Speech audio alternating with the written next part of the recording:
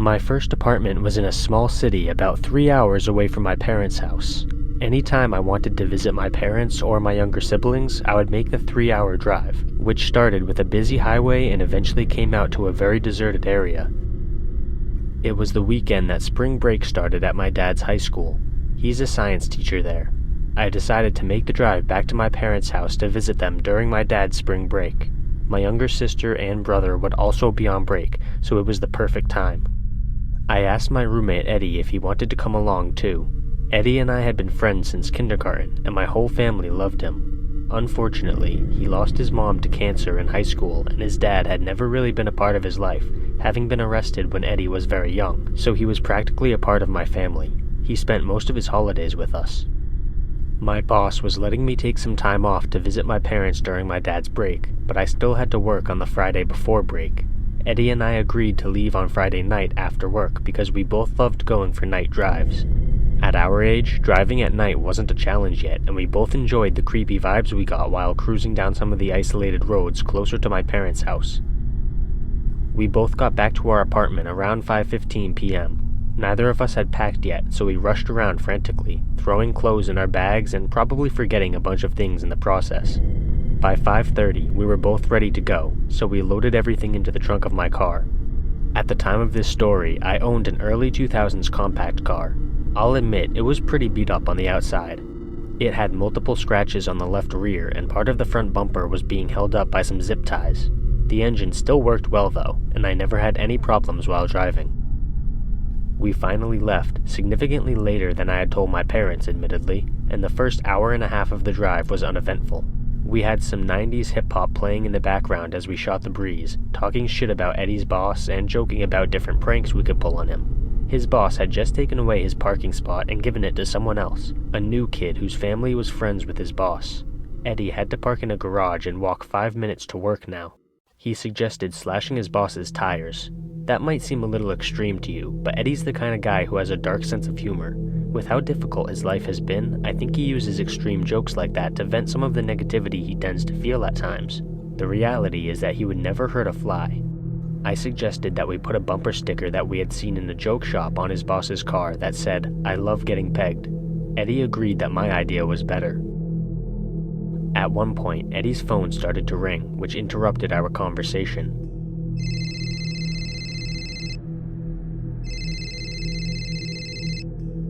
He checked to see if it was anything important, but it said unknown caller. We chalked it up to a scam or something, and he didn't bother answering it. Another 5 minutes went by. At this point, we were in the boonies. Dark trees lined both sides of the road, looming over us in the pitch black. Our conversation shifted to how eerie this area was at night, with our headlights being the only source of light. Hardly anyone else was on this road. Out of nowhere, Eddie's phone started ringing again.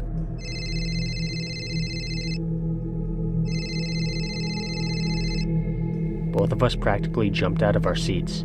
The sudden noise startled us amidst the eerie darkness of our surroundings. Eddie looked at his phone and he said, "Unknown caller again. That's weird." I glanced at him. He was frowning at his phone. "Do you get a lot of scam calls?" I asked. He shook his head. "Once in a blue moon, but I've never gotten 2 in a row."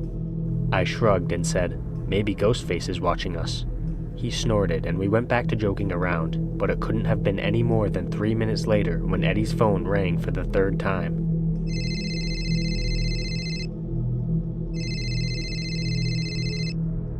It was an unknown caller yet again. "What the hell?" Eddie mumbled. "At this point, just answer it and see who it is," I suggested. Eddie agreed. He accepted the call and put it on speaker so I could hear. "Hello?" he said. There was a long moment of silence. Whoever was on the other line didn't say anything. Eddie asked who it was. There was another pause. Then a male voice replied, "Hi, Ed." Eddie looked at me, his eyes wide. I could tell he was genuinely concerned now. Who was this person, and how did they know Eddie's name? That's exactly what Eddie asked. After a brief pause, the voice said, "You're on Oak Road, right?" My heart leapt into my throat.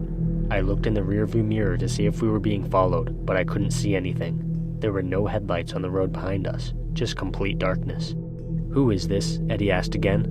The voice replied, "Look in your rearview mirror."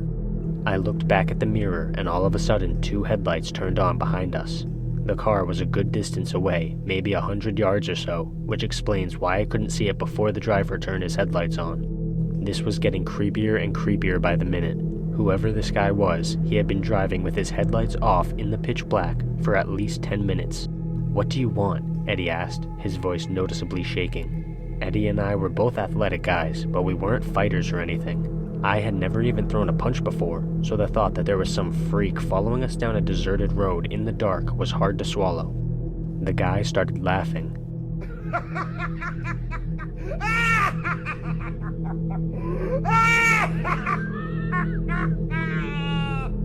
That was the worst part for me. His maniacal laugh came blasting out of Eddie's phone and filled my car. I felt the hair on the back of my neck stand up and my skin started to crawl. Eddie hung up after a few seconds of trying to yell at the guy over the sound of his laughter. "What do I do?" I asked frantically. Eddie twisted around in his seat to look out of the back windshield. "Shit," he said. "He's getting closer." My heart was pounding in my chest now. I peeked in the rearview mirror and realized that Eddie was right. The car was closing the gap between us very quickly. I stepped on the gas and my poor old car leapt forward. The speed limit on this road was 45, but I was now going 80. The other car was now only a few feet behind our back bumper. "Call the cops," I yelled. "Call 911, now!" Eddie scrambled to dial the number. He was in such a panic that he dropped his phone on the seat between his legs, but he scooped it back up and dialed 911. The operator asked what the emergency was, and Eddie frantically explained the situation. This whole time, I was still flooring it down the road, hoping there wouldn't be a turn anytime soon. The operator told me to slow down a bit because I didn't want to get in an accident. Crashing my car would make it even easier for whoever was following us to do whatever he wanted to do. I didn't know how I could slow down without getting rear-ended because I didn't know if this weirdo would slow down with me or not. I decided to briefly switch over to the left side of the road so I could slow down without him hitting me. There weren't any cars coming the other way, so I took a deep breath and then moved the car over the yellow line and eased on the brakes. Unfortunately, the other guy realized what I was doing and he also started moving to the left. His car slammed into my car's back bumper and we jolted forward. The airbags deployed and, to be honest, I don't remember exactly what happened in the seconds following the crash. It all happened too fast for my brain to process what was happening. When the other guy hit my car, he had propelled us off the road to the left, so my car had rolled onto the grass and hit a tree. I was in a daze, my head spinning. Eddie was yelling and shaking my shoulder. It took me a few moments to realize that he was yelling, Ty, we gotta get out." I nodded feebly and pushed against my door, which seemed to be sticking slightly. It popped open after a few hard shoves. Eddie was already walking around to my side of the car. "Ty, are you good?" he asked. I nodded and mumbled, "I'm fine, I'm okay. What about you?" Before he could respond, we heard the sound of running feet from the direction of the road. We both looked toward the noise, and to this day, I have never seen anything as terrifying as what I saw in that moment. There were 3 men sprinting directly at us. They were dressed in all black. That's all I could make out before Eddie screamed at me to run. Without hesitation, we booked it into the trees. Like I mentioned before, we're both fairly athletic, but the crash hurt my legs. On top of that, I was still disoriented and I stumbled several times as we entered the forest. We could hear the sounds of leaves crunching and twigs snapping as the 3 men pursued us.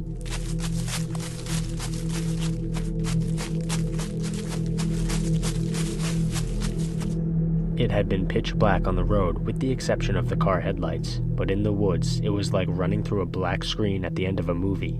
It was pure darkness. I couldn't see my hand in front of my face. Before long, I tripped on a root and I went crashing to the ground. Eddie was a few paces ahead of me, but he turned and grabbed my arm, trying to pull me to my feet. The sounds of the men chasing us were getting very close now. As Eddie helped me to my feet, 3 black figures surrounded us. All of us were breathing heavily. I could see the outline of objects in the men's hands, but I couldn't tell what they were. I assumed they were weapons. The man closest to me said, "No more running. If you run again, we'll gut you." To this day, those words still replay in my head over and over again. In the moment, I almost shit myself from fear. One of the men grabbed Eddie's arms and forced them behind his back. I heard the sound of a zip tie being tightened. The man who had spoken did the same to me. After our wrists were bound, they started marching us back to the road. The whole time we were walking back with those men, I kept hoping the cops would be waiting for us. The only problem was that Eddie hadn't been able to give them a specific location. He told the operator we were on Oak Road driving west, but this is a long road and it goes through the middle of nowhere. I had no idea how long it would take for an officer to show up. Finally, after a few tense minutes of silent walking, we saw a set of headlights through the trees. The men marched us out of the woods and we started to approach the car. It had to be the same vehicle that had been following us. The front left side was crumpled a bit, although the damage didn't look too bad. This car was larger than mine, some kind of SUV, but I couldn't see the brand. When the driver saw us approaching, he stepped out of the car and hurriedly opened the back door. "Let's go," he growled. "Get them in." The man who was holding Eddie started pushing him into the back seat, but Eddie resisted. He squirmed and kicked at the car, until the driver pulled a pocket knife from his jeans and pressed it against Eddie's neck.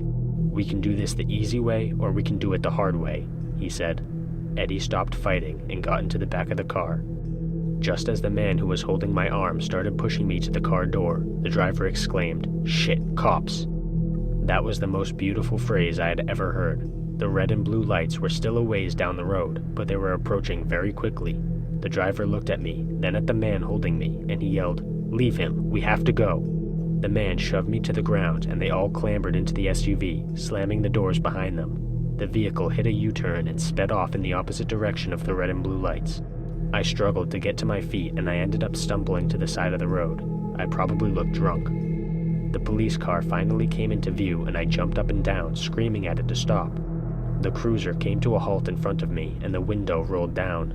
It was a female officer. She looked a little suspicious of me at first, which I honestly can't blame her for. I was standing on the side of a deserted road in the pitch black. She didn't even see that my hands were bound behind my back until I turned around to show her. As soon as I finished explaining the situation, she radioed dispatch and told them which direction the SUV was heading. I mentally kicked myself for not trying to get the brand or license plate, but thinking back on it, I don't think I could have.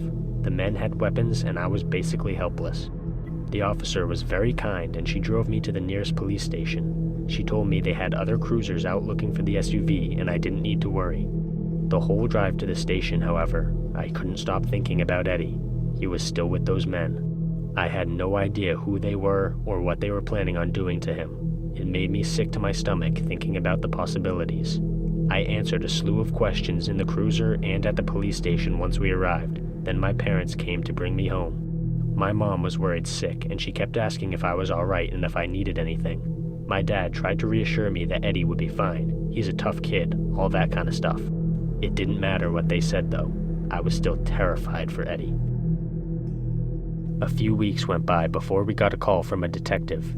He informed us that they had tracked down Eddie's kidnappers by using my vague description of the SUV and some CCTV footage from an area that they drove through shortly after.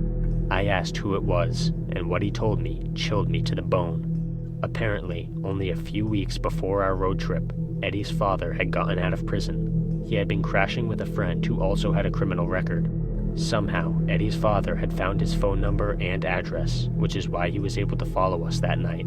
When I asked the detective about Eddie, he paused for a moment before responding, "We haven't found him yet." My heart sank. "What do you mean you haven't found him?" I asked. The detective apologized and said that Eddie hadn't been at the house where his father was staying. To this day, exactly 10 years later, Eddie is still missing. His father confessed to having kidnapped him, but he never said a word about Eddie's whereabouts. I'm scared to think what that could mean. When the police asked why he did what he did, he told them that it was revenge. In this sick freak's twisted mind, it was Eddie's fault that his mother had died of cancer. Somehow, he blamed Eddie for that. I don't know what it is, but the guy clearly has some kind of mental health problem. I hope he never gets out of prison again, because if he does, who knows? Maybe I'm next.